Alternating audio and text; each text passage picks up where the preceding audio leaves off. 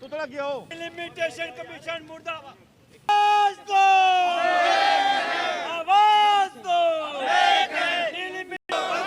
BJP लोगों को मजहब के नाम पर बांटना बंद करो, बंद करो, बंद करो। BJP BJP BJP BJP BJP east west नहीं चलेगा, नहीं चलेगा, नहीं चलेगा। बीजेपी ईस्ट वेस्ट नहीं चलेगा, नहीं चलेगा, नहीं चलेगा। बीजेपी बीजेपी कोटा वेस्ट को सरकार सिजवंशी का नाम दो, नाम दो, नाम दो। कोटा वेस्ट को सरकार सिजवंशी का नाम दो, नाम दो, नाम दो। कोटा वेस्ट को सरकार सिजवंशी का नाम दो, नाम दो। कहा जा रहा है कि ये रिपोर्ट बीजेपी के दफ्तर में बनी है और बीजेपी की पॉलिटिकल एक्सपीडियंसीज को देखते हुए ये रिपोर्ट बनाई गई है।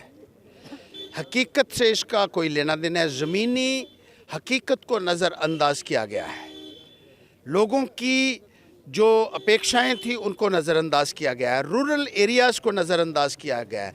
जो गाँव में और दूर दराज के इलाका जाते जहाँ कॉन्स्टिट्यूंसीज़ की ज़रूरत थी वहाँ कॉन्स्टिट्यूंसीज़ नहीं दी गई हैं। Jammu east, Jammu west, Jammu north, Jammu south, Anantnag east, Anantnag west, Udhampur east, Udhampur west, Doda east, Doda waste.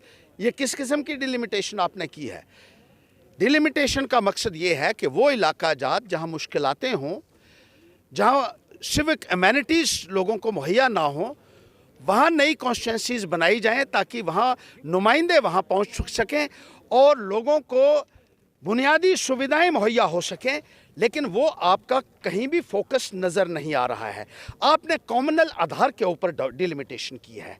आपने सांप्रदायिकता के आधार पर जो है ये सीटों का बंटवारा किया है जो सरासर गलत है। आपने रजौरी और पुंछ को अनंतनाग के साथ शामिल कर दिया। आपने तो जम्मू खित्ते के भी टुकड़े टुकड़े कर दिए और सिर्फ मकसद ये है कि कॉमनल सिचुएशन एक ऐसा लगता है कि आपका मकसद है भारतीय जनता पार्टी वालों का। और जिस तरीके से आपने ये किया है ये सरासर निंदनीय है। रिजर्वेशन की रूल्स को आपने डिफाई किया है डिलिमिटेशन में। रिजर्वेशन इसलिए होती है कि जो एरियाज़ जहां पहले ओपन रहे हों उनको रिज़र्व में कंसिडर किया जाए, जो रिज़र्व हैं उनको ओपन किया जाए।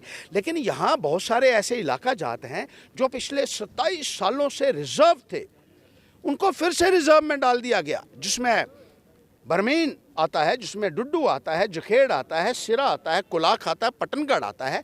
ये इलाका जात जब 1995 में पहली रिपोर्ट डिलिमिटेशन कमीशन की आई उस वक़्त इनको रिज़र्व किया गया था।